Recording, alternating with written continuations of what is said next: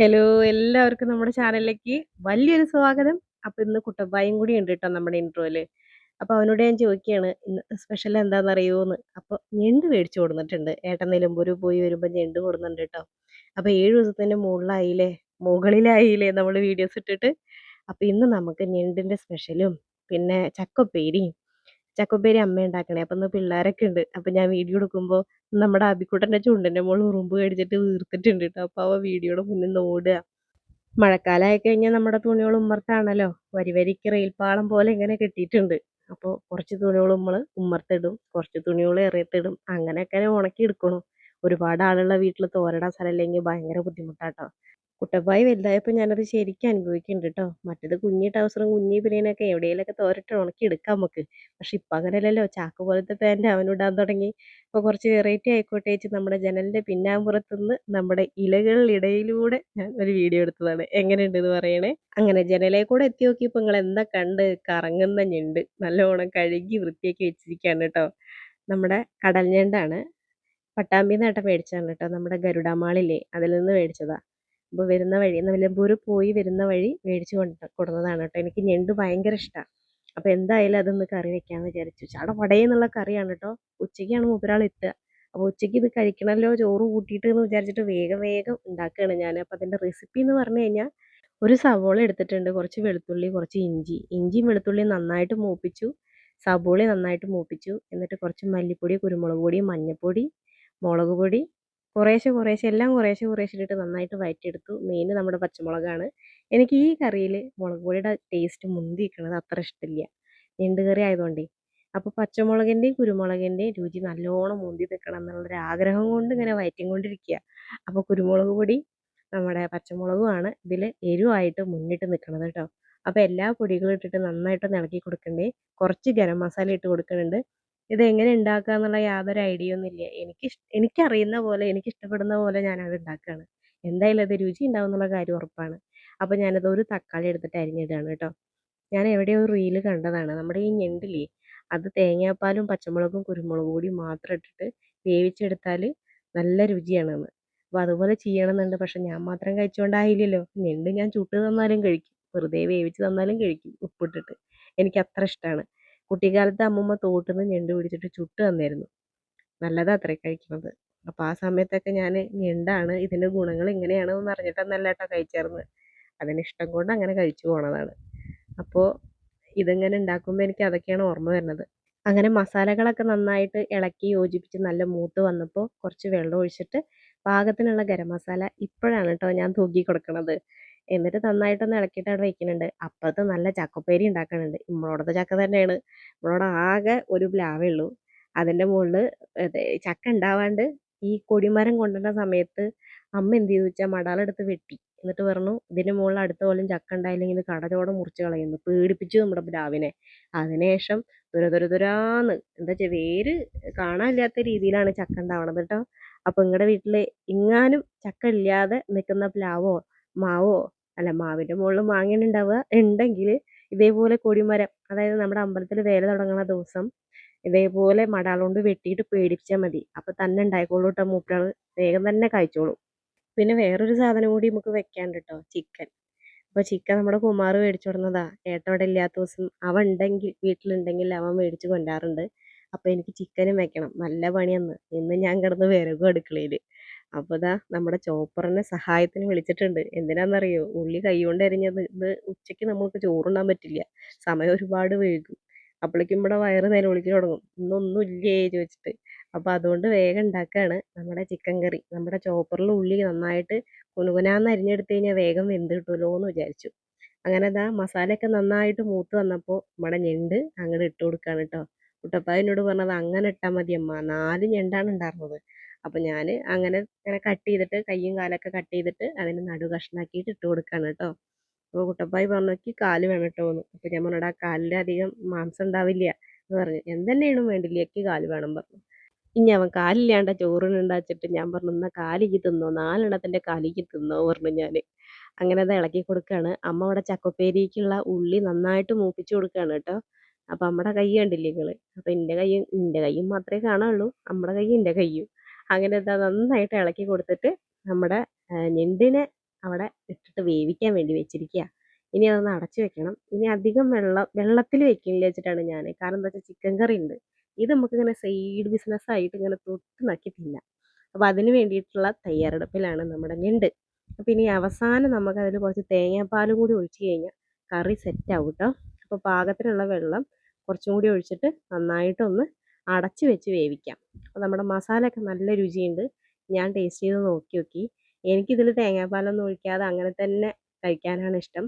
പിന്നെ നമ്മുടെ ഞണ്ടിൽ പുളിങ്ങ ഒഴിക്കണവരുണ്ട്. പുളിങ്ങയുടെ ഇതില്ലേ നമ്മുടെ മീൻ കൂട്ടാനിലൊക്കെ ഒഴിക്കണ പോലെ അങ്ങനെ ഒഴിക്കണവരുണ്ടോ? ഞാനതിങ്ങനെ ഉണ്ടാക്കുമ്പോൾ ആലോചിച്ചു പുളിങ്ങ ഒഴിക്കണോന്ന്.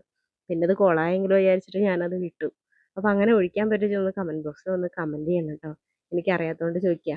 അപ്പോൾ അമ്മയുടെ ഉപ്പേരി ഏകദേശം റെഡി ആയി കേട്ടോ. അപ്പോൾ ഉച്ചയ്ക്കുള്ള നമ്മുടെ ചക്കുപ്പേരി റെഡി ആയിട്ടുണ്ട്. ഞണ്ട് ഇതാ അടുപ്പത്ത്. അമ്മയുടെ ഉപ്പേരി ഉണ്ടാക്കൽ കഴിഞ്ഞിട്ട് ഈ ഞണ്ടിനെ അപ്പുറത്തേക്ക് ചാടിച്ചിട്ട് നമുക്ക് ഇപ്പുറത്തെ അടുപ്പിൽ എന്തുണ്ടാക്കാം? ചിക്കൻ കറി ഉണ്ടാക്കാം. അപ്പോൾ ചിക്കൻ കറിക്കുള്ള എല്ലാ സാധനങ്ങളും ഞാൻ അരിഞ്ഞ് സെറ്റ് ചെയ്തിട്ട് നമ്മുടെ മേശപ്പുറത്ത്, അതല്ല മേശപ്പുറമല്ലല്ലോ, നമ്മുടെ തിണ്ടെന്നും പറയാൻ പറ്റില്ല, സ്ലാബുമ്മ ഒതുക്കി വെച്ചിട്ടുണ്ട്.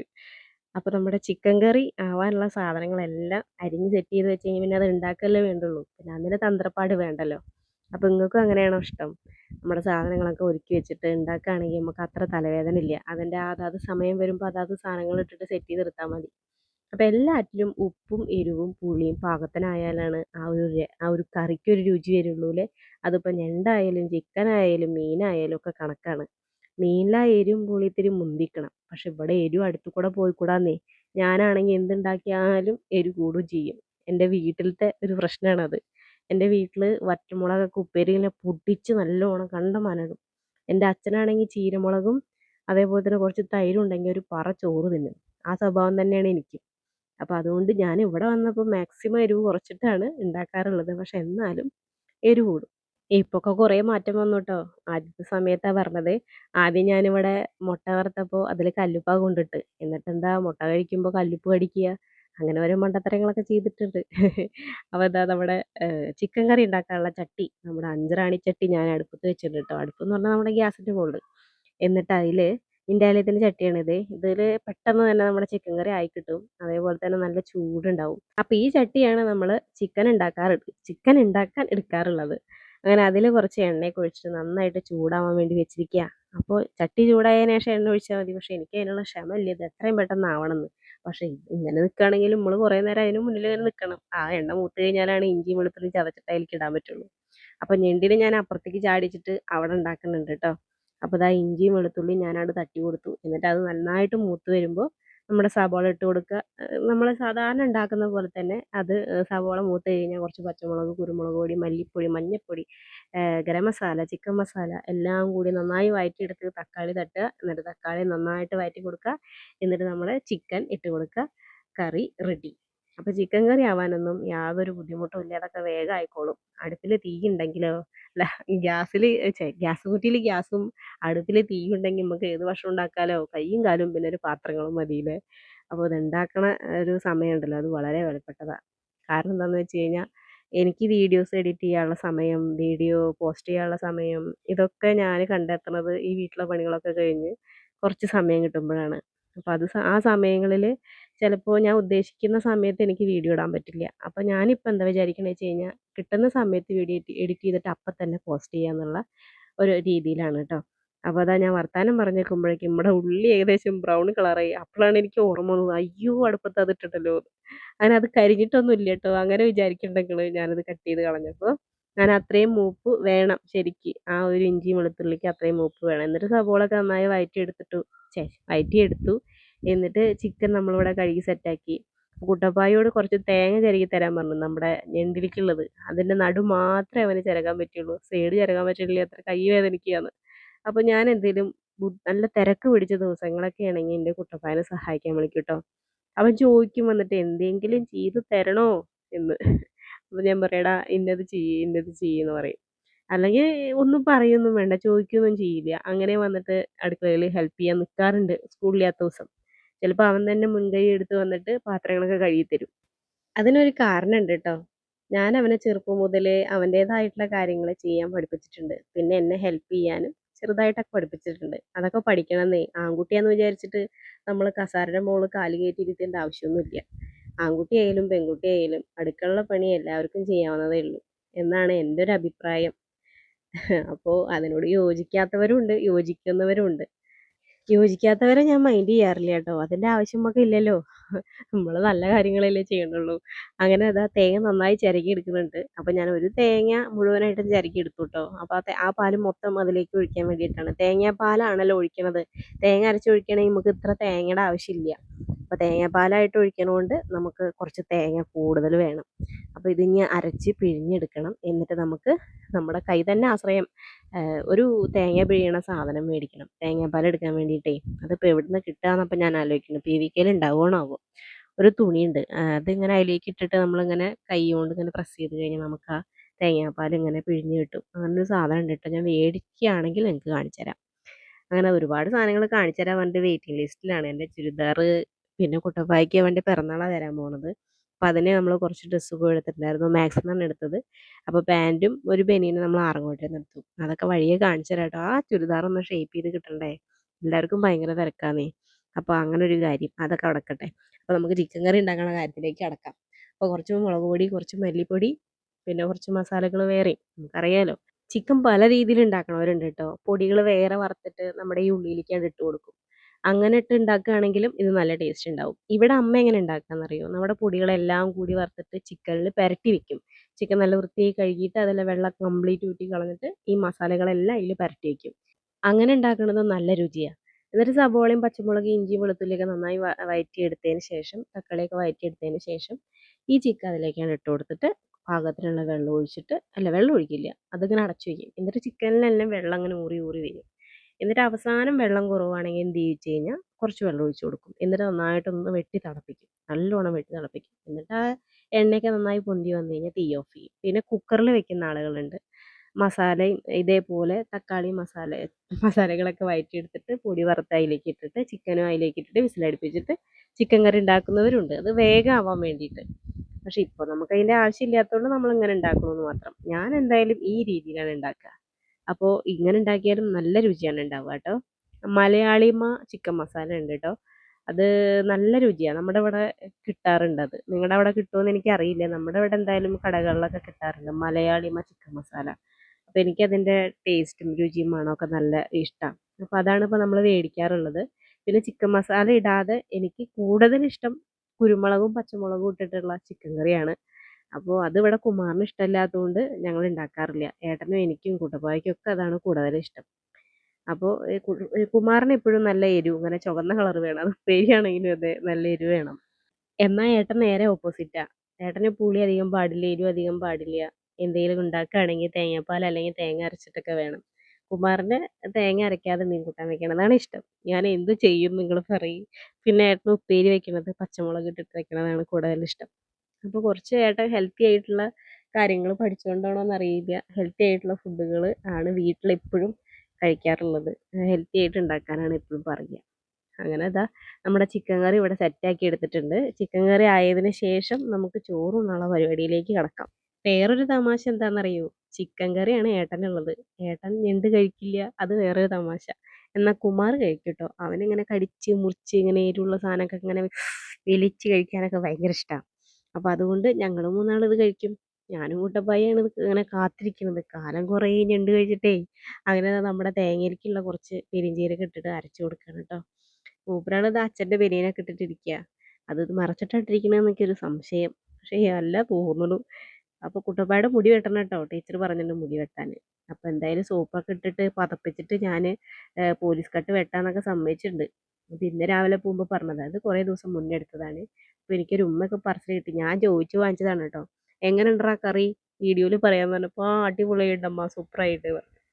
അവൻ അച്ഛൻ്റെ മോൻ തന്നെ. അവന് കൂടുതലായിട്ട് ഇങ്ങനെ കാണിച്ചു കൂട്ടാനൊന്നും അറിയില്ല.